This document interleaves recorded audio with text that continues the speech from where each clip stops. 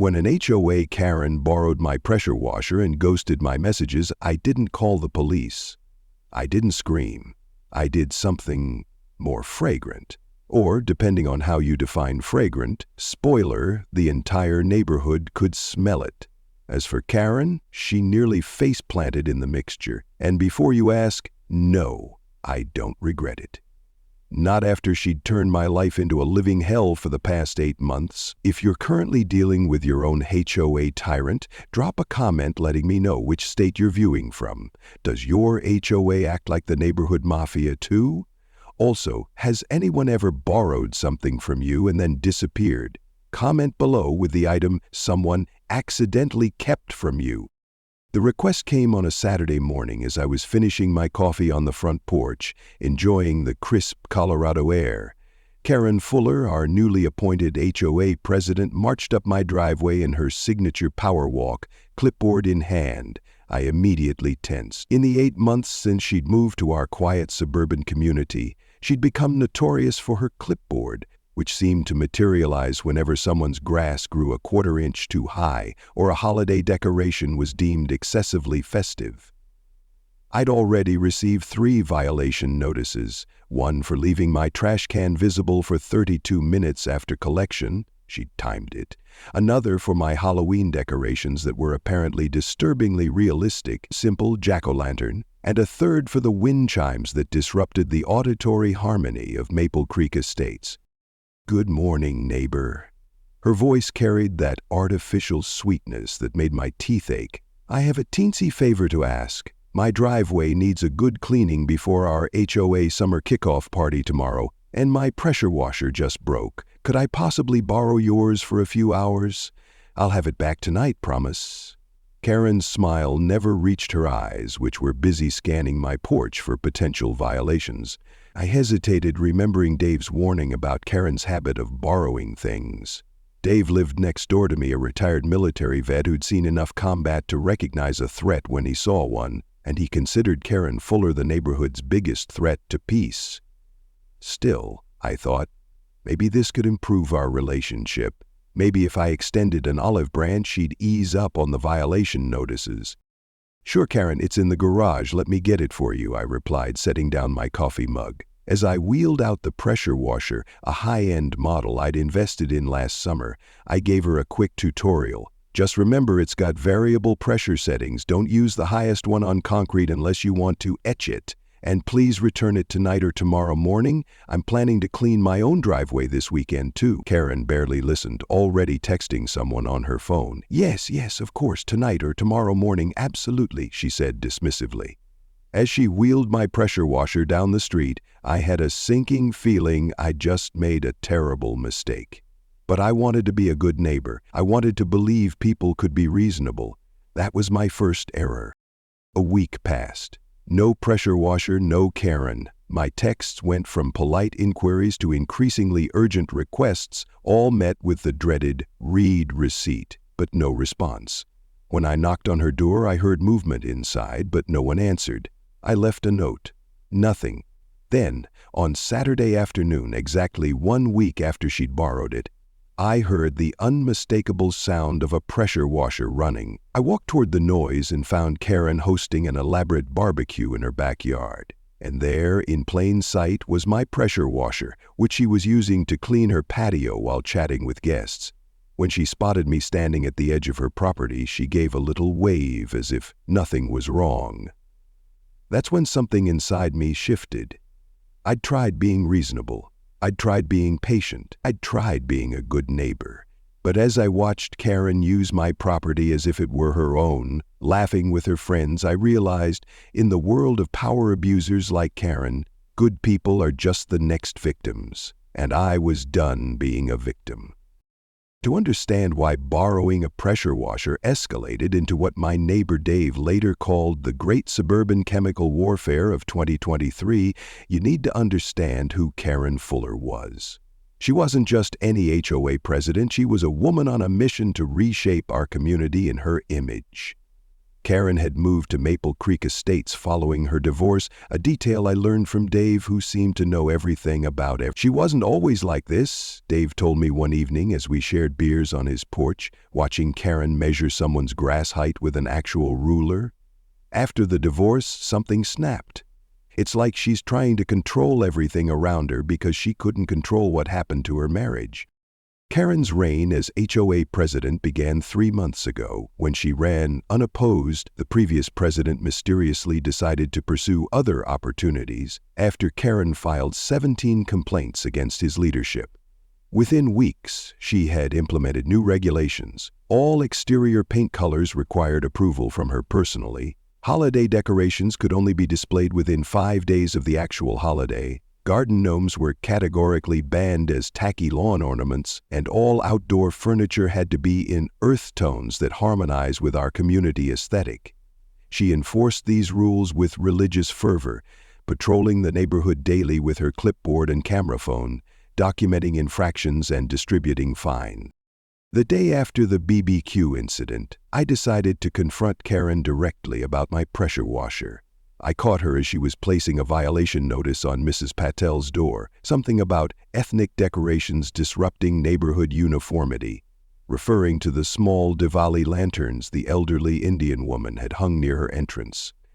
"Karen, I need my pressure washer back now." "It's been a week," I said firmly, interrupting her documentation process. She looked at me as if I'd asked to borrow a kidney. "Oh, I'm still using it. There's so much to clean around here, you know." "The community areas really needed attention," she said, gesturing vaguely toward the neighborhood commons. "That wasn't our agreement." "I need it back today," I insisted. Karen's artificial smile tightened. "Well, as HOA president, I'm declaring it temporarily reassigned for community use. I'll return it when the community no longer needs it," she said dismissively. "That's not how personal property works, Karen. It's mine. I paid for it. I need it back." Her eyes narrowed. "You know, I've been meaning to talk to you about your front yard. Those hedges are 2 inches taller than regulation. That's a $50 fine per day until rectified. I'd hate to have to write that up." The threat was clear. "Push me on the pressure washer and I'll make your life miserable." As Karen walked away, clipboard clutched to her chest like a shield, I realized this wasn't about a pressure washer anymore. For Karen, this was about power, who had it and who didn't. She wanted me to know my place in her kingdom, and as I watched her march down the street, slipping violation notices under doors like a deranged Santa delivering citations instead of presents, something inside me hardened. I began to understand. With people like Karen, you can't appeal to fairness or decency. You have to speak a language they understand. And I was about to become fluent. That evening, I sat on my back porch, contemplating my options, sipping a beer as the sunset painted the sky in brilliant oranges and pinks. The reasonable part of my brain suggested small claims court. I had text proving Karen had borrowed the pressure washer with a promise to return it. But my phone buzzing with a notification derailed that train of thought. A $150 fine for excessive hedge height and failure to submit landscaping modification forms, 3 times the standard rate. Karen was making good on her threat, and quickly. My contemplation was interrupted by Mrs. Patel appearing at my back gate with homemade samosas. "Did you know she took my garden shears 2 weeks ago? Never returned them. And Mr. Williams' ladder? Gone for a month now," she explained, revealing Karen's pattern of borrowing extended well beyond me. When I asked why nobody confronted her, Mrs. Patel's laugh was like wind chimes. "We try. She threatens fines, or worse. She went into the Johnsons' backyard while they were at work to inspect a reported violation. Who gave her permission? No one." Shortly after Mrs. Patel left, Dave appeared. "Heard you got hit with the hedge fine. Triple rate, too. She's targeting you now," he said, lowering his voice. "After what she did to me over my service flag, said it wasn't to regulation height, and fined me $200. I've been documenting everything." He showed me photos of Karen entering backyards without permission, removing someone's wind chimes, measuring grass with a ruler. It's not just about your pressure washer anymore, it's about all of us. That night, an idea formed, a way to reclaim my property while sending a clear message. By Monday morning, I had my special formula ready. A mixture of spoiled milk, fish sauce, liquid fertilizer, and other pungent ingredients that, while harmless, created a cocktail so foul it could make a skunk reconsider its life choices. The mixture wouldn't cause permanent damage, but it would definitely make its presence known. I poured it into the pressure washer's detergent reservoir, then waited. I wasn't just fighting for my pressure washer anymore. I was fighting for everyone who had been silenced by Karen's clipboard and threats. As my grandfather once said, "You don't have to be a doormat to be a good person." Karen was about to learn that actions have consequences. Wednesday afternoon brought the perfect opportunity. Karen had scheduled a midweek HOA social gathering at her home, an optional event that everyone knew wasn't really optional if you wanted to avoid scrutiny. From my kitchen window, I watched as she wheeled my pressure washer around her property, enthusiastically cleaning her driveway, walkway, and patio before guests arrived. She worked with determined efficiency, unaware of the aromatic time bomb she was spreading with each sweep of the pressure wand. I felt a twinge of guilt, quickly suppressed by the memory of her threatening me over hedge height. This wasn't just petty revenge. This was about establishing boundaries that Karen seemed incapable of respecting otherwise. The effects weren't immediate. For about 20 minutes, everything seemed normal. Karen finished her cleaning and began setting up refreshment tables on her now spotless patio. The first guests arrived, the Thompsons from 2 doors down, who always arrived early to everything. Then Mrs. Wilson with her famous lemon bars. But as the Colorado afternoon sun beat down on Karen's freshly cleaned surfaces, chemistry began to work its magic. The mixture, activated by heat and sunlight, released its full bouquet. I first noticed it when Mrs. Thompson suddenly wrinkled her nose mid-conversation. Karen, still oblivious, continued arranging napkins. Then Mr. Wilson abruptly excused himself, handkerchief pressed to his face. Karen frowned, looking around in confusion.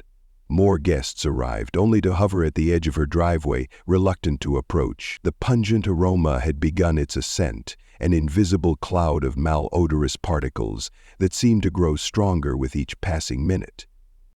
Karen's reaction when she finally noticed was everything I'd hoped for and more. She froze mid-sentence, wine glass halfway to her lips, nostrils flaring in sudden awareness. Her eyes widened in horror as she registered what everyone else had already discovered. Her entire property smelled like a toxic waste dump, marinated in rotten eggs and left to ferment in the summer sun. She set down her glass with a shaking hand and began apologizing profusely, blaming a backed-up sewer line or perhaps a dead animal somewhere on the property. The guests, always polite, nodded sympathetically while inching toward the street. Within 15 minutes, Karen's carefully planned social was deserted, her reputation as the neighborhood's perfect hostess in tatters. What happened next exceeded my wildest expectations. In a panic, Karen retrieved my pressure washer and began frantically cleaning again, apparently thinking she could wash away the smell. Of course, this only activated more of the mixture, intensifying the stench. Her 3 cats, usually content to lounge on her porch, disappeared over the back fence, apparently deciding that homelessness was preferable to enduring the olfactory assault. Neighbors 3 houses down closed their windows despite the pleasant weather. Someone down the street actually called the utility company to report a gas leak.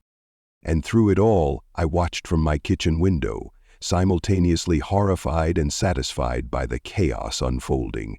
I hadn't anticipated the scale of the impact.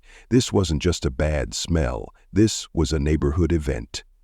As I observed Karen's increasingly frantic attempts to eliminate the odor, I felt a complex mixture of emotions. Satisfaction, yes, but also concern that perhaps I'd gone too far. Then I remembered her smug face as she'd threatened me with fines, the way she'd made Mrs. Patel remove her cultural decorations, how she'd humiliated Dave over his service flag. My concern evaporated like water under a pressure washer's blast. By evening, Karen had apparently given up on salvaging her social standing. The pressure washer sat abandoned on her driveway, the first time in over a week that she'd shown any willingness to return it. Even from a distance, I could see her inside, pacing, phone pressed to her ear, gesturing wildly. I briefly wondered who she was calling. A cleaning service? The HOA board? The EPA? I would soon find out that Karen wasn't the type to suffer humiliation quietly. She was looking for someone to blame, and she had found her target.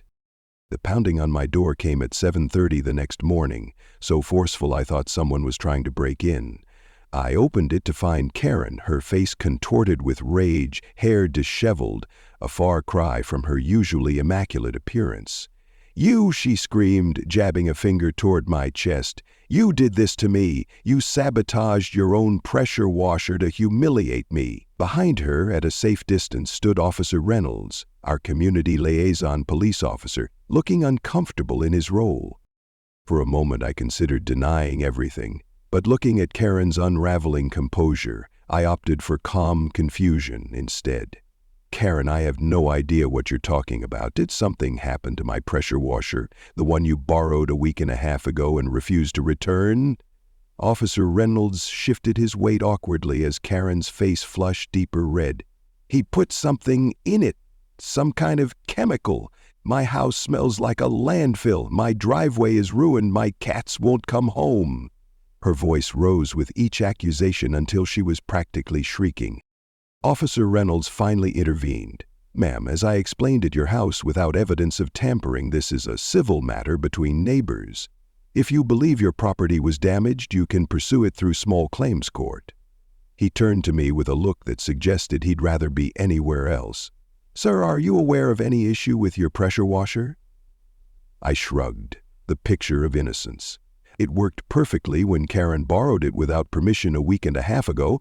If there's a problem with it now, I can't imagine what happened in her care. Karen made a sound somewhere between a gasp and a growl. "Without permission? You gave it to me, and it was fine until yesterday." Officer Reynolds held up his hands. "Again, this is a civil matter. I suggest you both document any damages and discuss it like adults." With that, he tipped his hat and retreated to his patrol car, clearly washing his hands of our suburban drama. Karen wasn't done.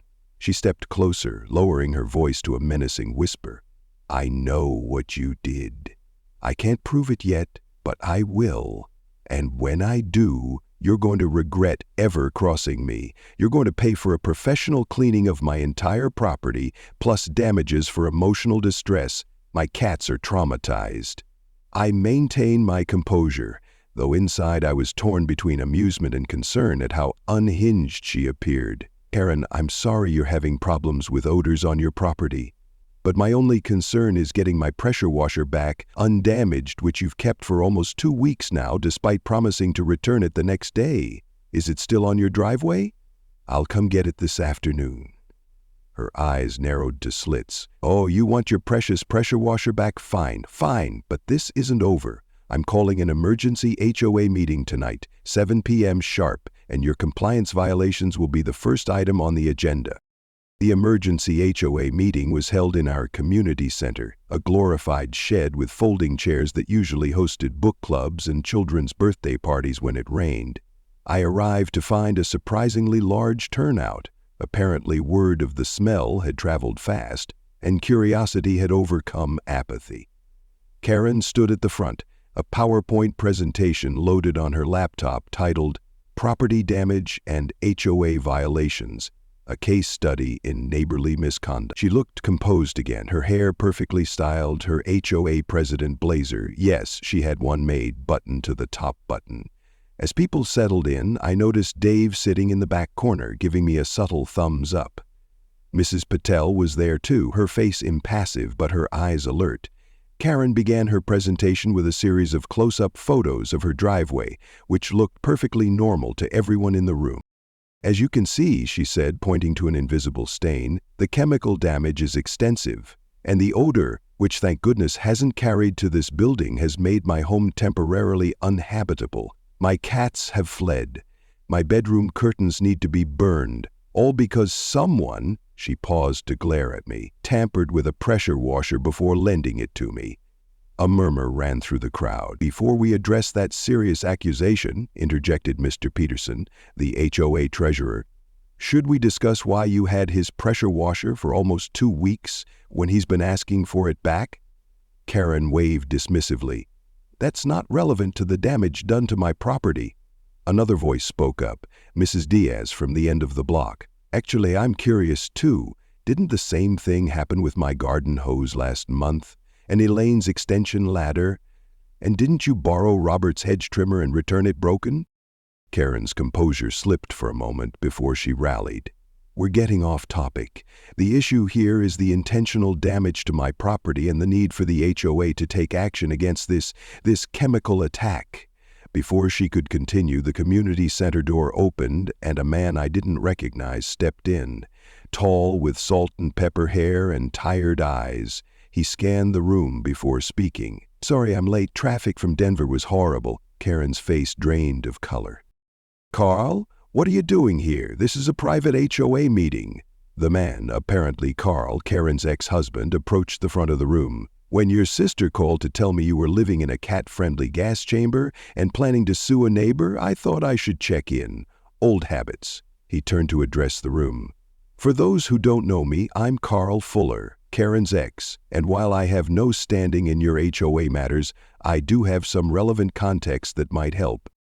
Carl's relevant context turned out to be a 20-minute account of Karen's history with borrowed items, from neighbors, from friends, from Carl himself, and her pattern of either not returning them damaged, or denying she ever borrowed them in the first place. It started with small things, a book here, kitchen shears there, but by the end of our marriage it had escalated to her borrowing my car for 3 weeks while I was on a business trip and returning it with an empty tank and a dented fender she blamed on the parking garage. The room was silent, all eyes shifting between Carl's matter-of-fact delivery and Karen's increasingly flushed face. I'm not here to embarrass you, Karen, Carl said, turning to his ex-wife. I'm here because this pattern needs to stop before you alienate another community.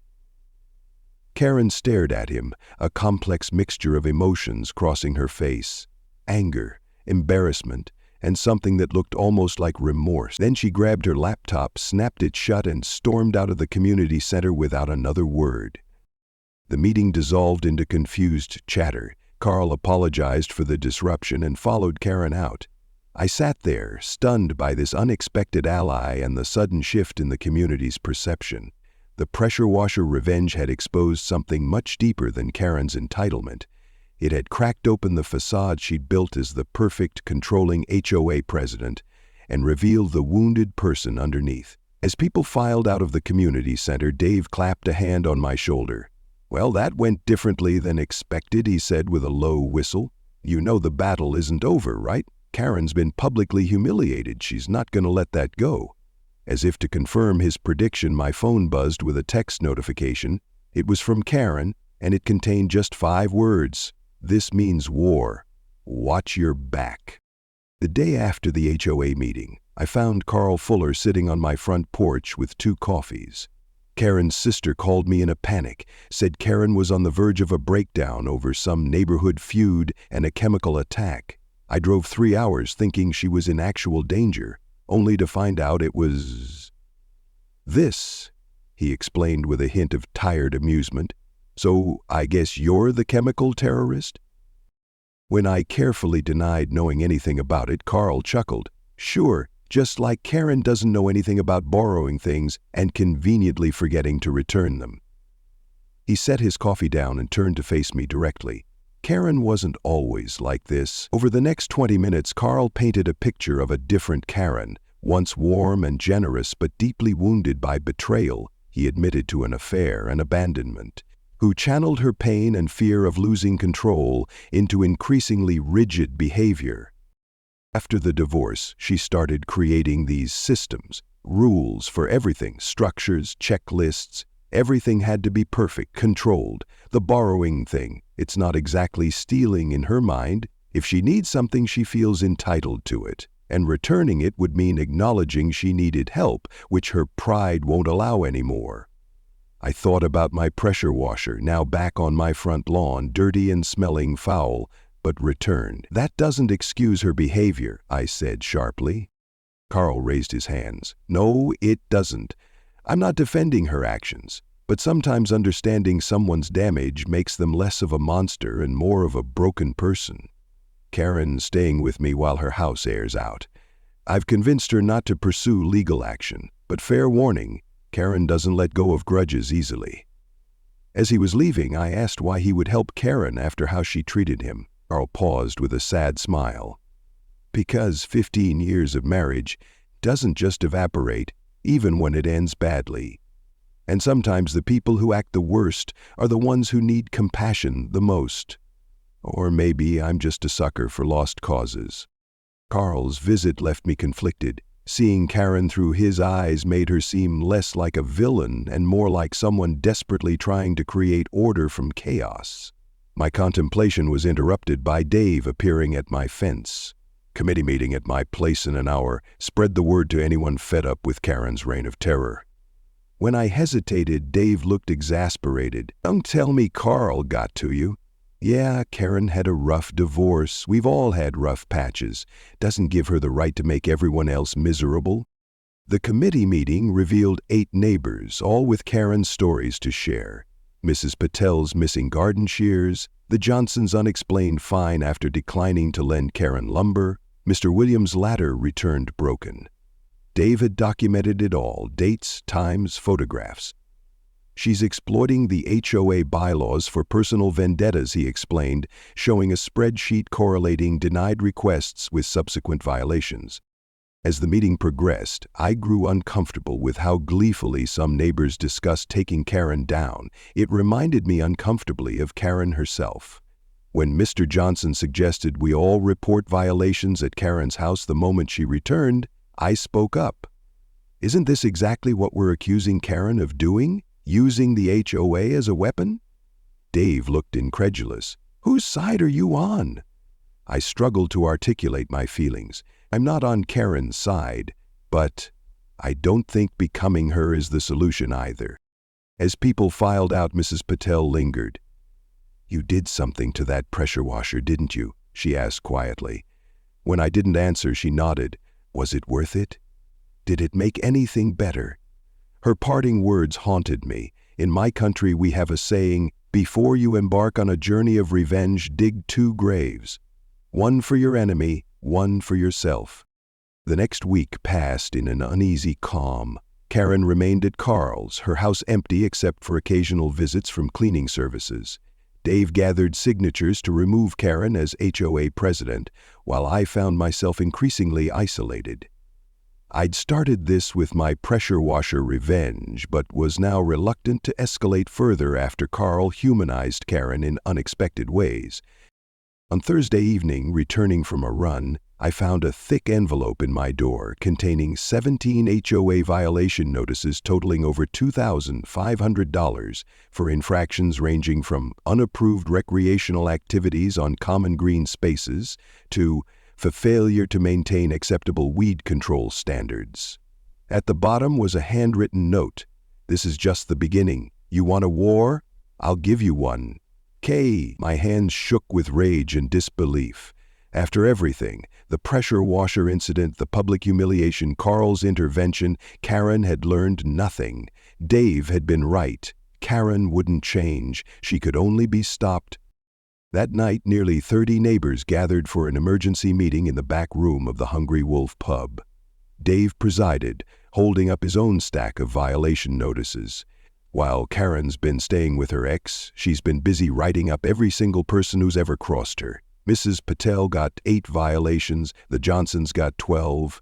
I got 23, including one for excessive patriotic display because I have 2 American flags. A murmur of outrage rippled through the crowd. She's trying to bankrupt us into submission? The 2-hour strategy session that followed revealed important information. Mr. Peterson, the HOA treasurer, confirmed that while Karen had filed all violations officially, the HOA board had to approve fines over $100, and they hadn't met yet. Mrs. Diaz, a paralegal, noted many violations cited rules that didn't actually exist in our HOA covenant. The Johnsons had security footage of Karen entering their backyard without permission, potentially trespassing. A counterattack plan emerged. Challenge every violation, demand formal hearings for each one, file a complaint about Karen's unauthorized inspections, and call for an immediate vote of no confidence. I found myself swept up in the righteous indignation until Mrs. Patel spoke up, her quiet voice cutting through the excited chatter. This all sounds very familiar. Creating lists of violations, taking secret photos, enforcing rules selectively. Are we not becoming what we claim to hate? The room fell silent. Dave shifted uncomfortably. This is different, Mrs. Patel. We're fighting back against injustice. Mrs. Patel's smile was gentle but knowing. Yes, and who will end it? When does justice become vengeance? I want Karen's abuse of power to stop as much as anyone. But I wonder if in our fight against the tyrant, we are creating many small tyrants instead. Later, walking with Mrs. Patel, I asked if she thought we were wrong to fight back. No, young man. I think how we fight matters as much as what we fight for. Karen is not a monster. She is a person who has forgotten how to be human with others. Reminding her of her humanity seems wiser than stripping away our own. The next day, Karen announced her return home and called an official HOA meeting for Saturday. Community Standards Enforcement and Leadership Review. Dave organized a pre-meeting strategy breakfast, but I hesitated to commit, Mrs. Patel's words still resonating. When Dave appeared at my door Friday evening, I tried explaining my discomfort. I started this with the pressure washer stunt. I'm not proud of it anymore. I didn't expose anything that wasn't already obvious. I just escalated the conflict, made it personal. Dave was unconvinced. Karen is the problem here, not you. She's counting on us being too nice to stop her. That night, unable to sleep, I realized Karen wasn't just a cartoon tyrant, but a wounded person whose pain had hardened into cruelty. And we weren't just innocent victims, we were becoming crueler in response. At midnight, I texted Carl, "Need to talk to Karen before tomorrow's meeting, possible." His response came immediately. "Thought you might. Come by at 8 a.m. She won't be happy, but I'll make sure she listens." Saturday morning dawned clear and bright, the kind of perfect Colorado day that usually filled me with appreciation for my quiet suburban life. Today it just felt like inappropriate weather for a neighborhood civil war. I arrived at Karen's house at 8 a.m. sharp, surprised to find both Karen and Carl waiting on the front porch. Karen looked simultaneously better and worse than I expected. Her clothing and hair were immaculate as always, but there was a hollowness to her eyes, a tightness around her mouth that spoke of sleepless nights and inner turmoil. When she saw me, her expression hardened into a familiar mask of contempt. "You have 5 minutes," she said coldly. "Carl seems to think we can work something out before the meeting." I'm less optimistic. Carl gave me an encouraging nod before discreetly retreating inside, leaving Karen and me alone on the porch with our mutual animosity. "I'm sorry about your cats," I began, which clearly wasn't what Karen expected to hear. She blinked, momentarily thrown off her prepared script. "They're fine. They came back eventually, no thanks to you and your childish prank." I nodded, accepting the accusation. "You're right. It was childish and mean-spirited. I'm not proud of it." This admission seemed to unbalance her further. She had clearly prepared for confrontation, not contrition. "Are you here to beg forgiveness? Because that ship has sailed. You've turned the entire neighborhood against me. Do you know what it's like to have people you've lived alongside for months suddenly treating you like you're radioactive?" The irony of her complaint wasn't lost on me, but I swallowed the sarcastic response that rose to my lips. That path led nowhere good. "I'm here because I think we're both wrong," I said carefully. "You've abused your position as HOA president, used the rules to punish people you don't like, borrowed things without returning them, and generally made people feel unsafe in their own community. Karen's face flushed with anger, but I continued before she could interrupt, and I was wrong to respond the way I did, with a petty, destructive act that only escalated the conflict. We're stuck in a cycle that's tearing the neighborhood apart, and neither of us is winning. Karen laughed bitterly. Speak for yourself. I have 17 violation notices that say I'm winning quite effectively. I shook my head. Is this really winning to you? Living with your ex-husband because your house reeks? Having secret meetings organized against you? Being afraid to open your door because you don't know if someone has messed with your property? That's not winning, Karen. That's just mutual destruction. For a long moment, Karen said nothing, her gaze fixed on some point beyond my shoulder.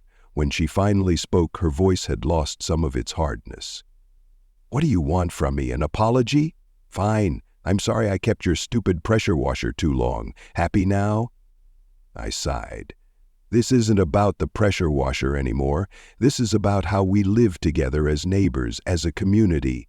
The meeting this morning. What are you planning? Karen's eyes narrowed suspiciously. Why should I tell you? So you can organize a counterattack? Get your little resistance army ready? I shook my head. No counterattack.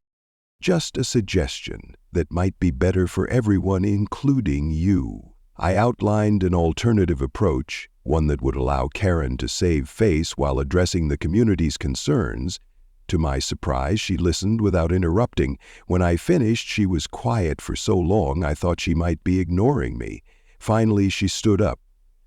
The meeting starts at 10. I guess we'll see what happens. It wasn't agreement, but it wasn't outright rejection either. As I turned to leave, she called after me. For what it's worth, I didn't mean for things to get this bad. I just wanted everything to be perfect. It wasn't exactly an apology, but in Karen's language it was the closest thing to one I'd ever heard. The community center was packed by 9:45 a.m. Neighbors who had never attended an HOA meeting in their lives had shown up, curious to witness the showdown. Dave and his faction sat together near the front, their matching clipboard Tyrants Must Go t-shirts visible beneath hastily donned jackets and sweaters. Mrs. Patel sat in the center, a neutral territory of one. I chose a seat near the back, still unsure how events would unfold. At precisely 10 a.m., Karen entered, followed by Carl and the other HOA board members. She was dressed in what I'd come to think of as her power suit, navy blue with gold buttons, a clipboard clutched to her chest like a shield. The room fell silent as she took her position at the podium, surveying the assembled neighbors with an unreadable expression. Before we begin the official meeting, Karen said, her voice steady despite the tension in the room, I'd like to address something personal. She set down her clipboard, a small gesture that nevertheless felt significant. Many of you have received violation notices in the past week. Those notices are hereby rescinded, all of them. A murmur of surprise rippled through the room. Dave looked around in confusion, clearly wondering if he'd missed something. Additionally, Karen continued, I want to acknowledge that my enthusiasm for community standards has sometimes crossed the line into something less neighborly. That was never my intention, but intentions don't matter as much as impacts. She paused, and for a moment I thought I saw a flicker of vulnerability in her carefully composed facade. The truth is, I moved here after a difficult period in my life, hoping to find stability and control in a new community. I may have overcompensated in my desire for order. The room was utterly silent now, everyone transfixed by this unexpected turn. Karen cleared her throat. That said, personal circumstances don't excuse how I've treated some of you, particularly regarding borrowed items that I've failed to return promptly. And while I maintain that community standards are important, my enforcement methods have been overzealous and at times selective. She looked directly at Dave as she said this, a silent acknowledgement of his specific complaints.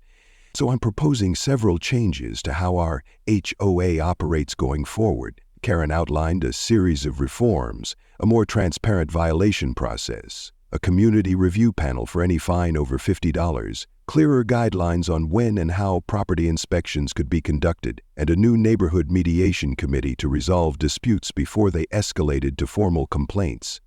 As she spoke, I watched the expressions around the room shift from suspicion to cautious interest. Even Dave looked begrudgingly impressed by the substantive nature of the proposals.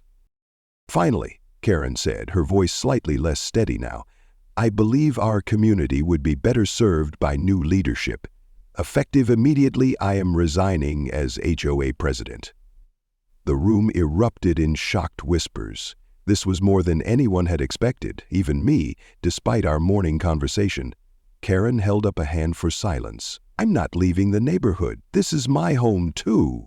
But I recognize that I've damaged relationships that will take time to repair, and the HOA needs leadership that isn't compromised by personal conflicts." She turned to the board members beside her. "Mr. Peterson has agreed to serve as interim president until a special election can be held next month." With that, Karen stepped away from the podium, her posture still rigidly perfect, but her eyes downcast, avoiding the stares of her neighbors. What happened next surprised everyone, most of all Karen herself. Mrs. Patel stood up from her seat in the center of the room and began to applaud, slowly, deliberately, her eyes fixed on Karen with an expression of dignified approval. After a moment's hesitation, others joined in, not everyone, but enough to fill the room with the sound of cautious appreciation for what had clearly been a difficult act of humility. I found myself clapping too, recognizing the courage it had taken for someone as proud as Karen to publicly acknowledge her mistakes. As the applause died down, Mr. Peterson took the podium to discuss the logistics of the transition and special election, but the tension that had filled the room had dissipated, like morning fog under the Colorado sun.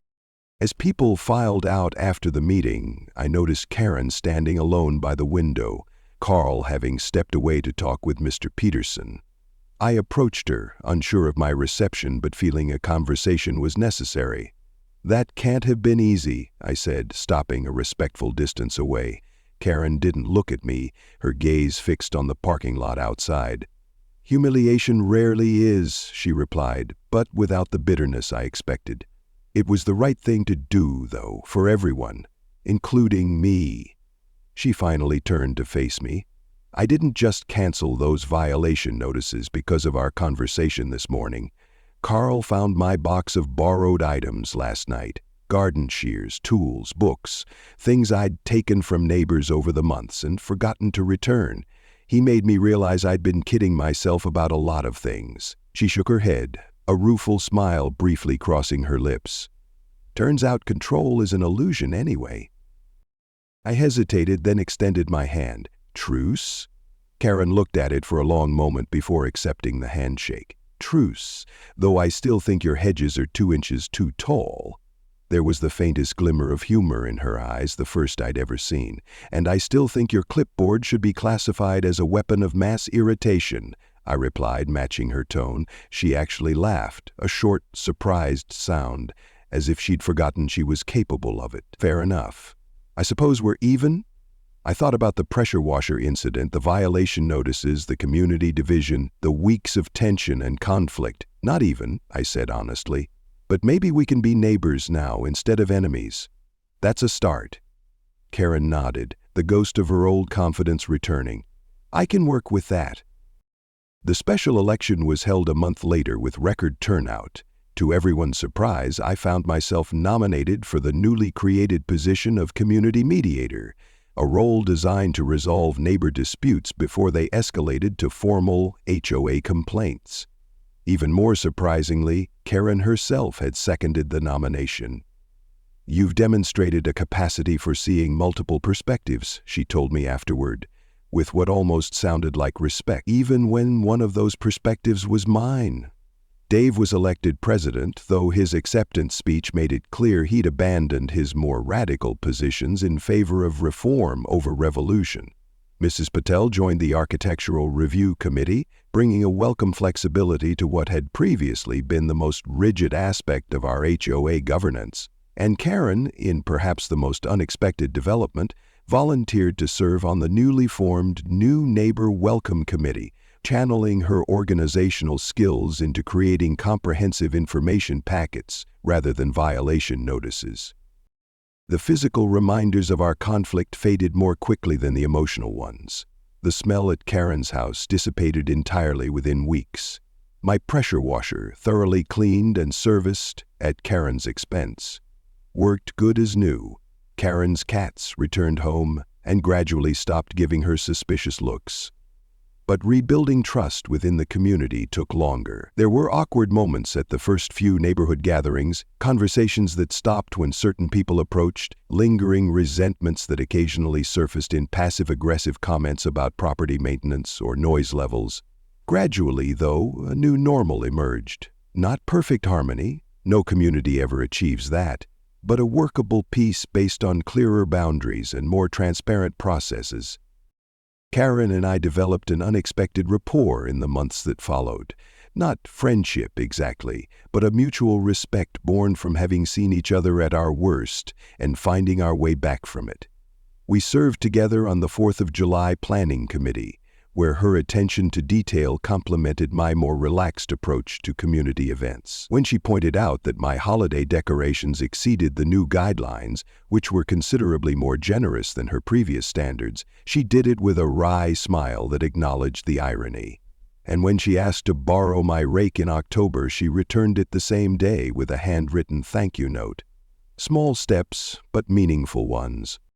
The true measure of our community's healing came during the winter holidays, when Dave proposed a progressive dinner party that would take neighbors from house to house throughout the evening.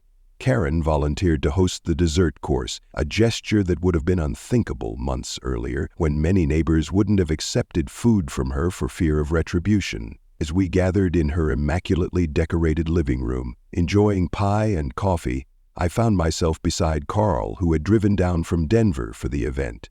"Quite a transformation," he commented quietly, watching Karen laugh with Mrs. Patel about something in the neighborhood and in her. I nodded, still slightly amazed by how much had changed. "It's not perfect. We still have disagreements, but at least now they don't involve chemical warfare." Carl chuckled. "About that. She knows it was you, you know. With the pressure washer." I tensed slightly. "She told you?" Carl shook his head. "She figured it out herself, said no one else would have had both the motive and the devious creativity." Her words, not mine. I glanced across the room at Karen, who caught my eye and raised her coffee cup in a small salute. "And she's okay with that?" I asked, puzzled. Carl shrugged. "I think in some weird way she respects it. You stood up to her when no one else would, pushed back when she crossed a line. It forced her to recognize there were consequences to how she treated people." He paused, considering. "Don't get me wrong, she was furious at the time, but looking back, she sees it as the wake-up call she needed." As the evening wound down and neighbors began to head home, Karen stopped me at the door. "I've been meaning to ask you something," she said, her tone casual but her expression serious. "That mixture you used in the pressure washer, what exactly was in it?" "Carl thinks it was some kind of chemical concoction, but I've worked with enough cleaning supplies to know it was something organic." For a moment I considered denying everything, maintaining the plausible deniability I'd clung to for months. But we were past that now, and honesty seemed the better policy for our fragile peace. "Fish sauce," I admitted, plus some spoiled milk, liquid fertilizer, and a few other choice ingredients. Completely harmless, just intensely unpleasant. Karen's eyes widened slightly. "That's it? Nothing toxic? Nothing that could have caused permanent damage?" I shook my head. "I'm not a monster, Karen. I just wanted my pressure washer back." Karen was quiet for a moment, then she started to laugh, a genuine, unrestrained laugh that I'd never heard from her before. "All that drama, all those cleaning services, the carpet replacement, over fish sauce and spoiled milk?" I found myself laughing too, the absurdity of our conflict finally hitting home. "Well, in my defense, you did steal my pressure washer," I managed between chuckles. Karen wiped her eyes, composing herself. Borrowed without permission and failed to return in a timely manner, she corrected, the ghost of her former precision returning. And I've learned my lesson. These days, if I need something, I ask, and I return it promptly. She held out her hand. No hard feelings? I took it without hesitation. None, though maybe don't ask to borrow my pressure washer anytime soon. Some memories take longer to fade. As I walked home that night through our peaceful neighborhood, holiday lights glowing in windows and the distant sound of laughter carrying on the cold air, I reflected on how far we'd come from those tense summer days. The smell had faded, the fines had been canceled, the community had healed, or at least begun to, but the lessons remained, about power and its abuses, about the fine line between justice and vengeance, about how easy it is to become what we claim to hate when fighting against it, and perhaps most importantly, about how sometimes the people who drive us crazy are the ones who help us grow the most. I'd never call Karen Fuller a friend exactly, but I had to admit life in Maple Creek Estates was a lot more interesting and ultimately a lot more rewarding since she'd moved in and borrowed my pressure washer.